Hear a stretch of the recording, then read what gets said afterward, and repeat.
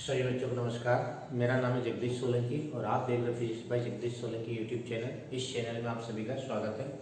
बच्चों, आज हम जो है 12th के जो न्यूमेरिकल प्रॉब्लम्स दे रखे क्वेश्चन प्रश्न बैंक में, उस प्रश्न बैंक में जितने भी न्यूमेरिकल प्रॉब्लम्स हैं, तरंग प्रकाशिकी से संबंधित, ऑप्टिक्स से संबंधित जितने भी वेव ऑप्टिक्स से संबंधित जितने भी न्यूमेरिकल प्रॉब्लम, हमारे पास 8 प्रॉब्लम दे रखी है।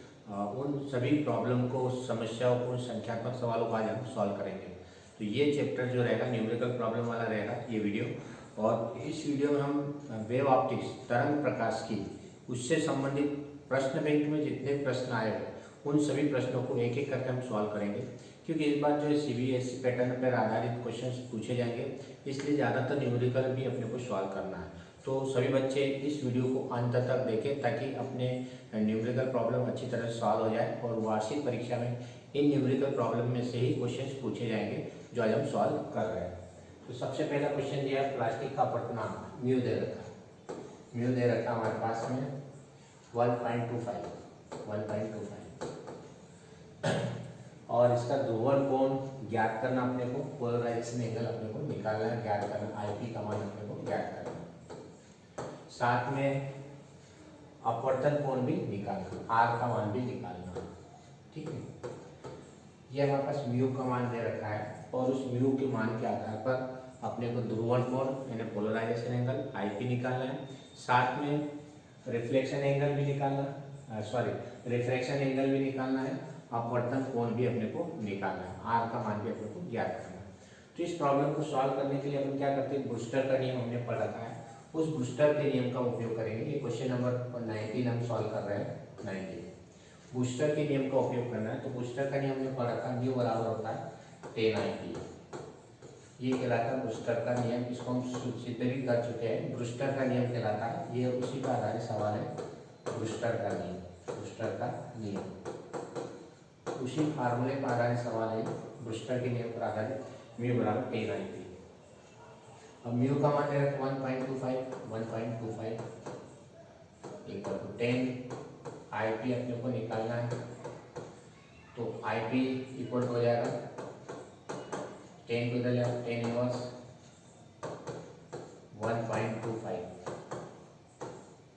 और 1.25 मान दे रखा है, इसका मान होता है 51.4 डिग्री। IP इक्वल टू आ जाएगा हमारे पास 10 इनवर्स और इसका मान 51.4 डिग्री दे रखा है, 4 डिग्री।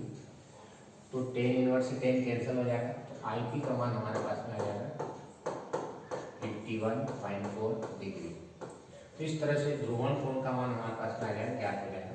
तो यहाँ ब्रूस्टर का नियम का पालन करना, लगाना, mu equal to 10IP, mu का मान दे रखा 1.25 रख देंगे और 10IP कैसे लिखना है।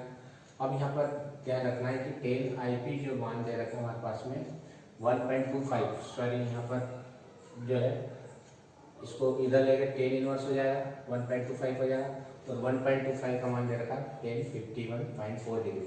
तो 1.25 की जगह 10 51.4 डिग्री रख देंगे, 10 से 10 कैंसिल हो जाएगा, इनवर्स से 51.4 डिग्री है। अब एक इसमें अपने को R का मान भी निकालना है। तो इसी क्वेश्चन में हमने पढ़ा है कि R plus IP equal to 90 degree होता है, ये भी हमने प्रूव किया है, ब्रूस्टर के नियम में ध्यान रखना।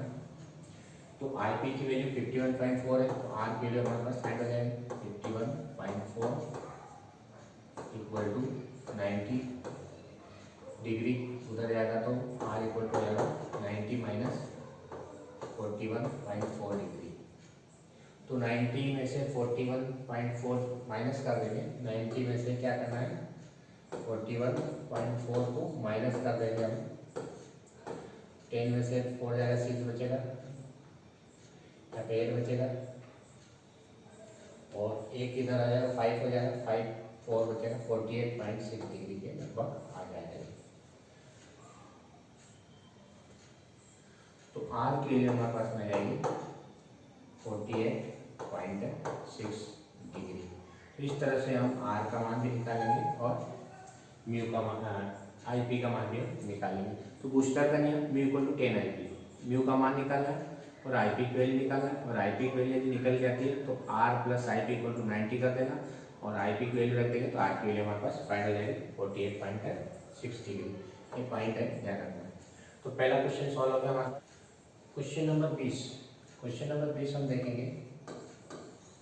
इसमें दे रखा है कि दो तरंगों की तीव्रता का अनुपात यानी I1 अपान I2, तीव्रता को अपन I1 से प्रदर्शित करते हैं, एक दूसरी तीव्रता को I2 से प्रदर्शित करते हैं। ये दे रखा है 1/9, I1 अपान I2 का जो अनुपात होता है रेशियो वो 1/9 दे रखा है हमारे पास, 1/9 दे रखा है।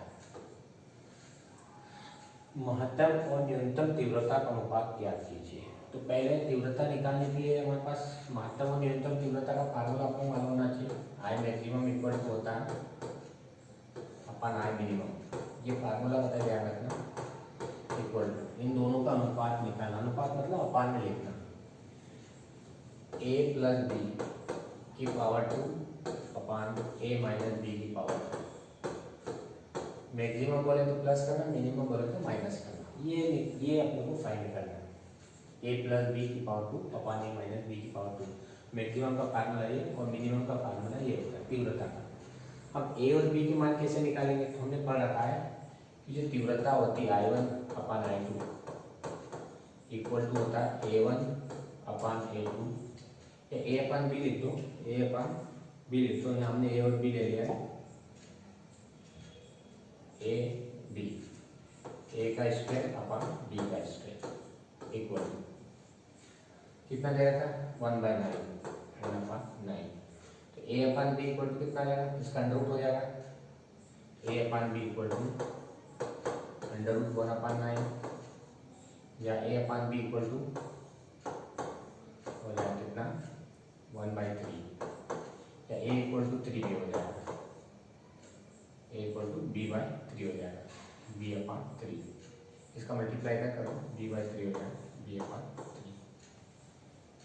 जब b इक्वल टू 3 है लिख दो, बात एक ही, b इक्वल टू 3 है लिख दो, क्रॉस में कर दो, तो b इक्वल टू हो जाएगा 3 है, b की वैल्यू 3 है, ठीक है। चलो ठीक है, b की वैल्यू 3 है लिखते हैं। अब ये वैल्यू निकालना a प्लस 3b, तो इसको हम कैसे लिख सकते हैं, मैं अलग से बता देता हूँ। इसी को सॉल्व करना, इसमें वैल्यू पुट करें, a को ऐसे लिखना i maximum upon i minimum, या मिनिमम कर लो, ये minimum equal to maximum a को ऐसे लिखो, b का मान कितना है, b का मान 3 है, 3 अपान a को कितना लिखेंगे, a को ये लिखो माइनस b का मान 3 है, और इसका स्क्वायर और इसका भी स्क्वायर, ये मान कितना आएगा I maximum upon I minimum equal to a plus 3 4 आ जाएगा, 4a का स्क्वायर अपान a माइनस, तो 2a का स्क्वायर हो जाएगा, तो a से स्क्वायर कैंसिल हो जाएगा, I minimum upon I sorry I maximum upon I minimum equal to हो जाएगा 4a का स्क्वायर 16, 2a का स्क्वायर 4, यानी कैंसिल हो जाएगा 4 अपान 1, तो आई मैक्सिमम अपान आई मिनिमम का रेशियो हो जाएगा, आई मैक्सिमम अपान आई मिनिमम का जो अनुपात हो जाएगा 4/1 आ जाएगा। तो इस तरह से ये हमारे पास में सेकंड वाला क्वेश्चन सॉल्व हो जाएगा। तो जब भी मैक्सिमम मिनिमम निकालना फार्मूला है I maximum a plus B का square, I minimum a minus B का स्क्वायर। अब a और b क्या होते हैं, एम्पलीट्यूड आयाम होते हैं। आयाम कैसे निकालेंगे, तो आयाम निकालने का तरीका कि तीव्रता जो होती है आयाम के वर्ग के बराबर होती है, अनुक्रमानुपाती होती है। तो I1/I2 इक्वल टू a² होता है, तीव्रता आयाम के वर्ग के अनुक्रमानुपाती होती है, अनुक्रमानुपाती कैंसिल हो जाए कैसे के a²/b²। यहाँ से a और b के मान निकालेंगे, a/b इक्वल टू ये आ जाएगा, ab 1/3 हो जाएगा, a इक्वल टू b/3 या b इक्वल टू 3 आ जाएगा। तो इस तरह से b का मान है 3 रख देंगे, या b की जगह 3 रख दो, या b की जगह 3 रख दो। तो इसको हम सॉल्व कर लेंगे, तो ये 4/1 हो जाए, 4:1 हो जाए। तो इस तरह से हमारे पास ये 20 क्वेश्चन सॉल्व हो जाएगा। इसके बाद नेक्स्ट क्वेश्चन हमारे पास में 21 वाला क्वेश्चन नंबर 21 दे रखा है कि एक दो तरंगे जिनके आयाम एक का मान दे रखा है आयाम का A1 इक्वल टू, ये 21 क्वेश्चन सॉल्व कर रहे हैं। आयाम दे रखा है A1 3 मिलीमीटर, 3 mm मिलीमीटर, और B A2 का मान दे रखा है, दूसरा आयाम दे रखा है 4 mm 4 मिलीमीटर। ठीक है, दो आयाम दे रखे हैं। आयाम का अपना एम्पलीट्यूड 4 mm और 3 mm दोनों की वैल्यू दे रखी है, और एक साथ चल रहा है। उसके बीच में कलांतर दे रखा, फाई का मान दे रखा पाई/2। ठीक है, कलांतर फेज डिफरेंस कहलाता है, कलांतर कहलाता है। तो इस बिंदु पर दोनों तरफ उत्पन्न परिणामी आयाम कितना होगा? रिजल्टेंट आयाम पूछ रहा है, एम्पलीट्यूड पूछ रहा है, आर वेव पूछ रहा है, तो आर अपने को फाइंड करना है। A1 मतलब एम्पलीट्यूड दे रखा 3, A2 दूसरा एम्पलीट्यूड दे रखा 4 mm, फाई मतलब फेज डिफरेंस दे रखा पाई/2। फेज डिफरेंस मतलब कलांतर, जिसको हम फेज डिफरेंस कहते हैं, पाई/2 दे रखा 90 डिग्री। तो आर मतलब रिजल्टेंट एम्पलीट्यूड अपने को निकालना है। तो इसका फार्मूला हमने डिराइव कर रखा है, गणितीय व्याख्या कर रखी है हमने व्यक्तिकरण की। उसमें फार्मूला आया हुआ है A1² + A2² + 2A1 A2 cos π। ये फार्मूला है परिणामी आयाम निकालने का, रिजल्टेंट एम्पलीट्यूड निकालने का। तो यहाँ से हम आर की वैल्यू निकालेंगे। आर इक्वल टू A1 की जगह हम 3 रख देंगे, 3 का स्क्वायर, प्लस A2 की जगह 4, 4 का स्क्वायर, प्लस 2A1, ये 2 है, 2A1 की वैल्यू 3 और A2 की वैल्यू 4 इंटू cos π। cos π का मान कितना दे रखा? पाई/2। पाई/2 मतलब 90 डिग्री होता है, ध्यान रखना। पाई का मतलब 180 होता है, 180 में 2 से डिवाइड करेंगे तो 90 डिग्री हो जाएगा। तो आर इक्वल टू आएगा हमारे पास 9 + 4 + 2 6 और 12 × 24, और cos π का मान 90 डिग्री, 90 डिग्री का मान कितना होता है? 0 होता है। तो ये तो पूरा 0 हो जाएगा, इसको हटा दो। तो आर इक्वल टू आ जाएगा हमारे पास 25, 9 और 4 25 हो जाएगा। 25 को बाहर लेके हम 5 मिलीमीटर आ जाएगा। तो इस तरह से ये हमारे पास 21 क्वेश्चन सॉल्व हो जाएगा। तो इसमें डायरेक्ट फार्मूला लगाना, R equal to A1² + A2² + 2A1 A2। A1 का मान दिया हुआ 3, A2 का मान 4 और 2A1 A2 3 और 4 के पास गुणा करना। cos π का मान देगा पाई/2। पाई/2 मतलब 90 डिग्री, 90 डिग्री का मान 0 होता है, ध्यान रखना। तो ये 0 हो जाएगा, और ये 9 और 4 यहाँ 16 आएगा, 16 आएगा, 16 4 का स्क्वायर 16 और 9 25 5 आ जाएगा, मिलीमीटर आ जाएगा। तो इस तरह से इसको हम सवाल कर लेंगे। नेक्स्ट क्वेश्चन हमारे पास 22वां क्वेश्चन है कि यंत्र का द्विस्लिट प्रयोग दे रखा है इसमें, और इसमें दोनों स्लिटों के बीच की दूरी अपने को निकालना है। तो क्या क्या गिवन है वो हम देख लेते हैं। पहले इसको इरेज कर देते हैं, इसको हम।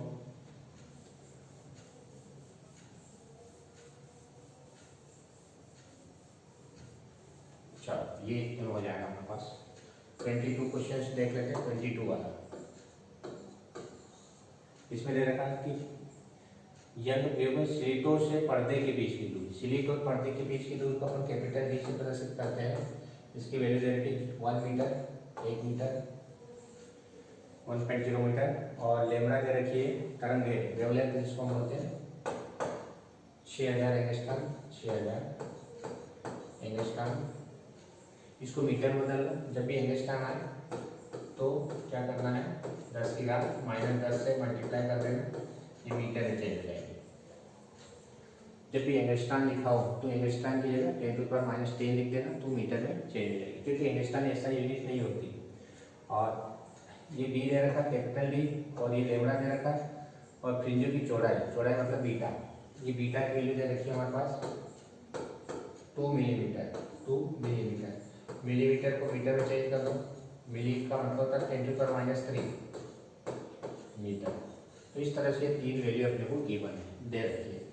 ये डी है, दोनों स्लिटों के बीच की दूरी को अपन कैपिटल डी से प्रदर्शित करते हैं, तरंग दैर्ध्य को हम लेमड़ा से प्रदर्शित करते हैं, और फ्रिंजों की चौड़ाई को हम बीटा से प्रदर्शित करते हैं। ये 3 वैल्यू अपने को गिवन है, और दोनों स्लिटों के बीच की दूरी अपने को निकालना है, यानी 2D का मान निकालना है। 2D कहलाती दोनों स्लिटों के बीच की दूरी, इसको अपने को फाइंड करना है, ये अपने को ज्ञात करना है। तो यंत्र का द्विस्लिट प्रयोग हमने पढ़ रखा है, उसमें फ्रिंज की चौड़ाई अपने को ज्ञात करते आना चाहिए। बीटा बराबर होता है फार्मूला इसका डी लेमडा अपॉन 2d। ये त्रिज्या की चौड़ाई का फार्मूला होता है। इस फार्मूले में हम 2d का मान निकालो, 2d को इधर ले आओ, डी लेमडा अपॉन बीटा, या वैल्यू पुट कर दो। डी का मान, डी कैपिटल डी का मान 1 मीटर है, लेमडा लेमडा का 6000 इंटू 10⁻10 मीटर अपॉन बीटा का मान दे रखा है 2 इंटू 10⁻3 2 इंटू 10⁻3। तो ये मान अपने को गिवन है। यहाँ से 2d का मान निकालो तो दोनों स्लिटों के बीच की दूरी ज्ञात हो जाएगी 2d। ये 3 ऊपर जाएगा और ये 3 है, 3 0 या 3 0 है, कितने जाएंगे प्लस के 6 0, ठीक है। तो 6 इंटू ये 3 ऊपर जाएगा तो प्लस 3 हो जाएगा, ध्यान रखना ये 3 0 प्लस के और 3 0 प्लस के कितना आ जाएगा 10⁻6, ये 3 और ये 3 10⁻3 इंटू 10⁻3 10⁻6 हो जाएगी इंटू 10⁻10 वैसे ही अपॉन 2। तो 10 में से 6 ले जाएगा तो 2d का मान आ जाएगा हमारे पास में, ये 2 से 3 डिवाइड कर बाद चला जाएगा 3 इंटू 10⁻⁴ मीटर। इस तरह से दोनों स्लिटों के बीच की दूरी हमारे पास इतनी मीटर हो जाएगी। या मिलीमीटर में चेंज करना और 10⁻³ अपॉन 10 कर दो 0.3 मिलीमीटर हो जाएगा। तो इस तरह से ये त्रिज्या की चौड़ाई दोनों स्लिटों के बीच की दूरी हमारे पास ज्ञात हो जाएगी। तो formula beta equal to D lambda upon 2d होता है। डी का मान दिया, लेमडा का मान दिया और बीटा का मान दिया, इन तीनों के मान दिए। इसको इधर ले आना, इसको नीचे ले आना, तो 2d का मान अपने पास ज्ञात है। वैल्यू पुट करते आना चाहिए, उसको सॉल्व करते आना चाहिए। तो इस तरह से हमारे पास ये क्वेश्चन हो गया सॉल्व। नेक्स्ट क्वेश्चन हमारे पास में है, कांच की प्लेट का अपवर्तनांक दे रखा है। ये वाला पहला क्वेश्चन जो हमने कर रखा था म्यू की वैल्यू दे रखी है 1.535 और ध्रुवण कोण आपतित होता है तो अपवर्तन कोण का मान ज्ञात करना। वही ब्रूस्टर का नियम लगाना, म्यू इक्वल टू 10 IP और 10 IP इक्वल टू म्यू, और म्यू का मान दे रखा 1.4 10 IP, म्यू का मान होता है 1.535। अब अपने को यहाँ पर IP का मान तो 10 इक्वल टू क्या आ जाएगा अपने को IP इक्वल टू 10 इनवर्स 1.535, ये होता है हमारे पास 10 इनवर्स। अब इसमें इसकी वैल्यू नहीं दे रखी है, किसका मान है 10 इनवर्स 1.35 का मान कितना होता है, ये अपने को गिवन नहीं है, तो हम मान नहीं निकाल सकते है ना। लेकिन मान लो कि ये मान लगभग 56 डिग्री के लगभग आता है। एक एग्जांपल मान लीजिए, इसको यदि सॉल्व करते हैं, यदि टेबल में देखें 10 इनवर्स की तो लगभग 56 डिग्री के लगभग आता है। इसको सॉल्व करेंगे तो IP इक्वल टू आ जाएगा हमारे पास 10 इनवर्स 10 56 पॉइंट कुछ आएगा इसमें, ये हमारे पास कितना आ जाएगा 10 इनवर्स हो जाएगा। IP इक्वल टू आ जाएगा हमारे पास 56, I प्लस IP हमने पढ़ा था इक्वल टू 90 डिग्री होता है।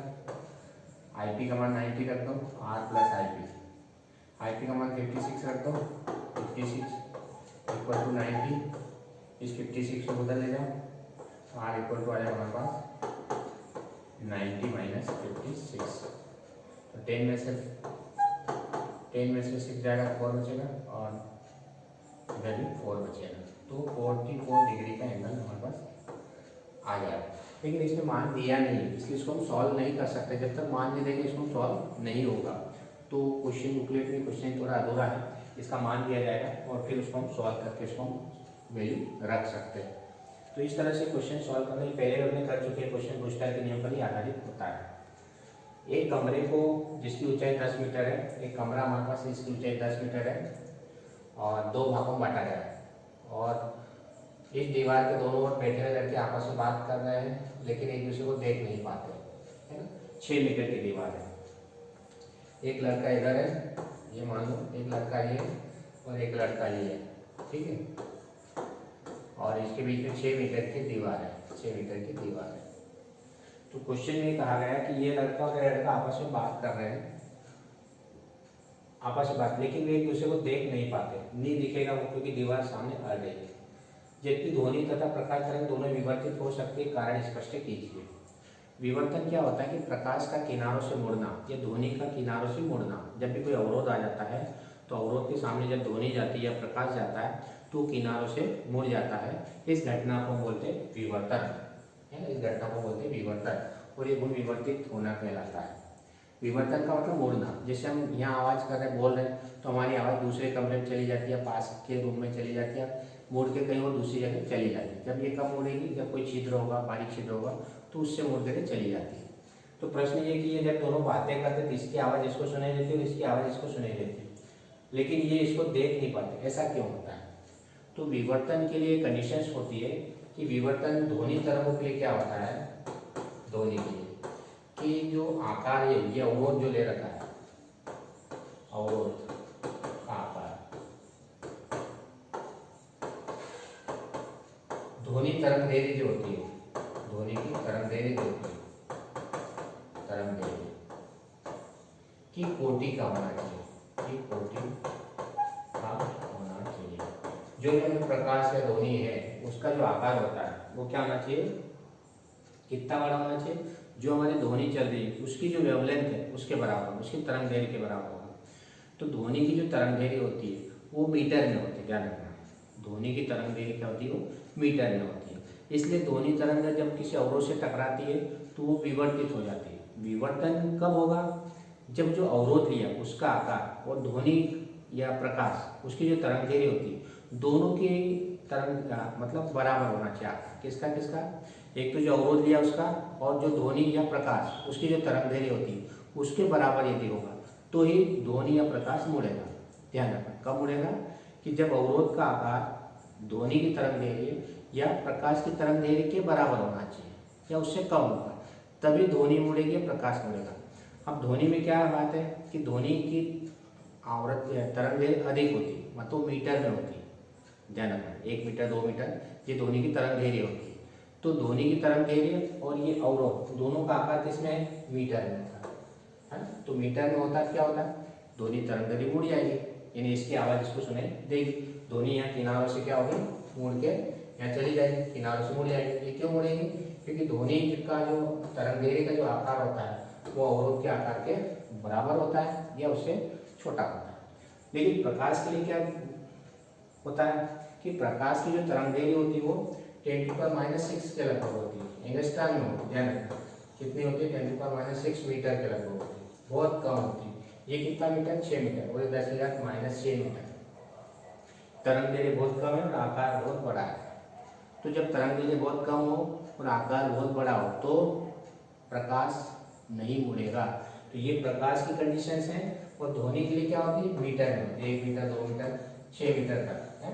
तो उस कंडीशन से ध्वनि में तो मुड़ जाता है। क्यों? क्योंकि अवरोध का आकार ध्वनि की तरंग दैर्घ्य का आकार बराबर होता है और तभी विवर्तन का गुण प्रदर्शित होगा। ध्यान रखना, यदि आकार बड़ा हो गया तो विवर्तन का गुण प्रदर्शित नहीं होगा।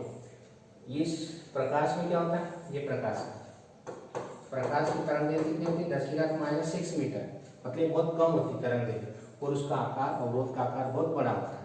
तो जब आकार बहुत बड़ा हो और तरंग दैर्घ्य बहुत कम हो तो मुड़ेगी नहीं, यानी प्रकाश हम देख नहीं पाएंगे, उसको नहीं देख पाए, मतलब प्रकाश एक स्थान से दूसरे स्थान हम दिखाई नहीं देगा। हम एक व्यक्ति दूसरे व्यक्ति को, एक लड़का दूसरे लड़के को देख नहीं पाता, लेकिन सुनाई देता है। समझ आएगा? सुनाई क्यों देगा? क्योंकि ध्वनि की जो तरंग दैर्घ्य थी वो और अवरोध की तरंग दैर्घ्य जो दीवार बनी उसकी तरंग दैर्घ्य बराबर, इसलिए वो मुड़ जाती है या सुनाई देता है। प्रकाश वो आमने सामने नहीं दिखाई देता। इसका कारण क्या है?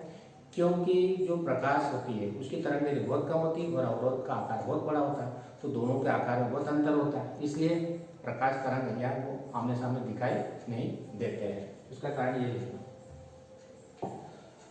नेक्स्ट क्वेश्चन हमारे पास, यर के पीरियड में दो स्लिटों के बीच की दूरी इतनी है। ये अभी क्वेश्चन हमने किया था, वही वाला क्वेश्चन है। यहाँ क्या दे रखा है? पर्दे की दूरी दे रखी है d = 1.5 मीटर, 1.5 मीटर। तरंग दैर्घ्य दे रखी λ = 6000 एंगस्ट्रॉम। इसको एंगस्ट्रॉम को मीटर में चेंज कर लो। अभी ये क्वेश्चन हमने किया था इसके साथ 1 मीटर। और फ्रिंज 1 mm बीटा चौड़ाई दे रखी है 1 मिलीमीटर। इसको मीटर में चेंज कर लो, 1 × 10⁻³ मीटर।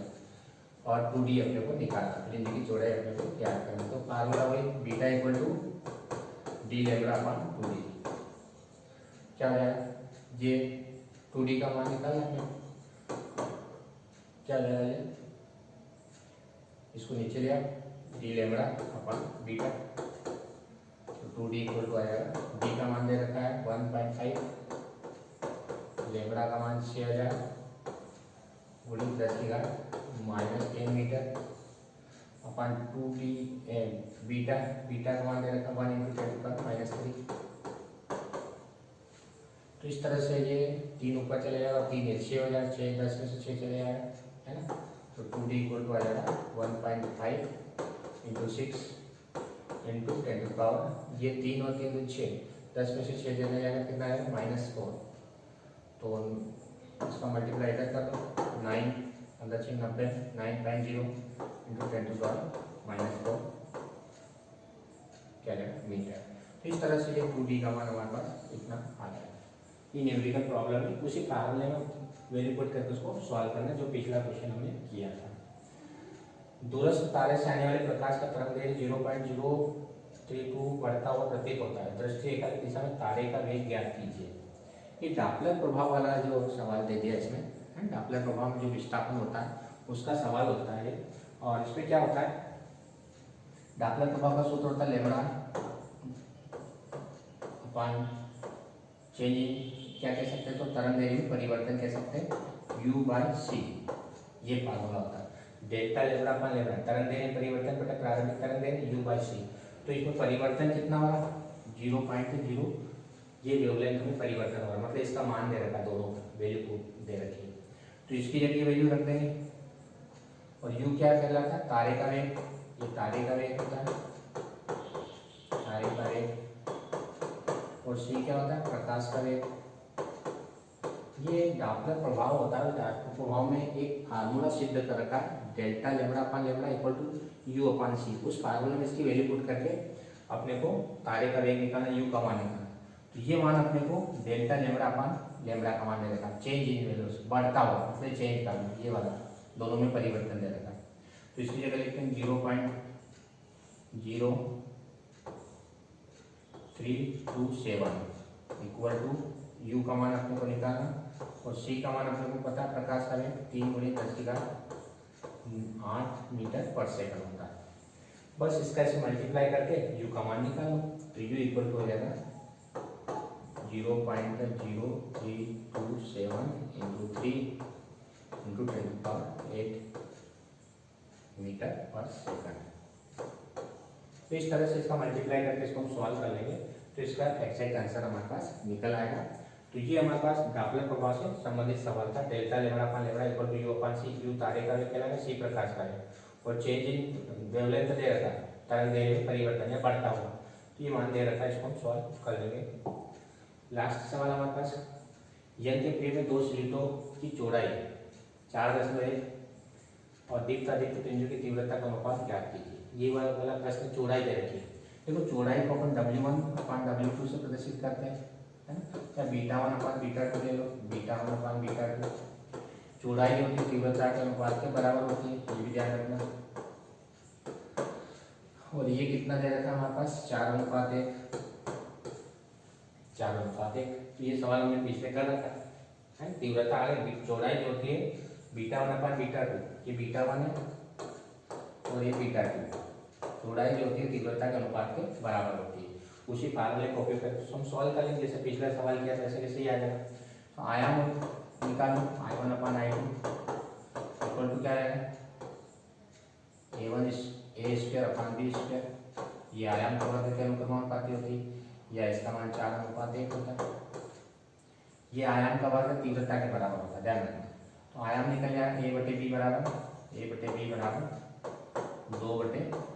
2/1 आ जाएगा, या इसको कह सकते हैं कि A इक्वल टू 2 भी हो जाएगा, इसका मल्टीप्लाई करेंगे 2B, A इक्वल टू 2 भी हो जाएगा। तो इस तरह से A इक्वल टू 2 भी निकाल लिया। अब मैक्सिमम मिनिमम वाला फार्मूला हमने पिछले उसमें पढ़ा हुआ, I maximum upon I minimum equal to A + B का whole square upon A - B का होल स्क्वायर। ये फार्मूला हमने पिछले सवाल में किया हुआ, मैक्सिमम अपान आई मिनिमम एक का मान 2b के बराबर है, a इक्वल टू 2b, तो a की जगह 2b रख दो अपान b, a की जगह 2b रख दो 2b माइनस b, इसका भी स्क्वायर और इसका भी square, I maximum upon I minimum equal to 2b और 3b हो जाएगा, b अपान b का होल स्क्वायर, 9 अपान 1 यानी 9:1 हो जाएगा, ये इसका मान आ जाएगा, आई मैक्सिमम अपान आई मिनिमम 9:1। तो इस तरह से ये हमारे पास मैक्सिमम और मिनिमम दोनों के सवाल हल हो जाएंगे। तो जब भी β1 β2 दे आपको I1 अपान I2 के बराबर होते हैं, तीव्रता जो होती है चौड़ाई के बराबर होती है, अनुक्रमानुपाती होती है, और 4:1 तो ये तीव्रता आयाम के वर्ग के बराबर होती है, हमने पढ़ा था, a square upon b square, ये आयाम कहलाते हैं, ये पहली तरह का आयाम या दूसरी तरह का आयाम, तो यहाँ से a अपान b निकाल लेना, तो a इक्वल टू 2b हो जाएगा, तो a की जगह 2b रख देना, ये फार्मूला a की जगह 2b रख दो, तो इसको हम सॉल्व करके इस तरह से इसको पूरा सॉल्व कर लेंगे।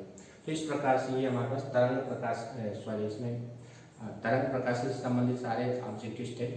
अगला वीडियो हमारे पास में दूसरे ऑब्जेक्टिव्स का आएंगे जो बचे हुए शेष ऑब्जेक्टिव का। यदि वीडियो आपको अच्छा लगता है तो आप इस चैनल को सब्सक्राइब करें, अपने दोस्तों के साथ वीडियो को शेयर करें और बेल आइकन के बटन को प्रेस करें ताकि आने वाली वीडियो की नोटिफिकेशन आप तक पहुँच जाए। धन्यवाद। जय हिंद, जय भारत, वंदे मातरम।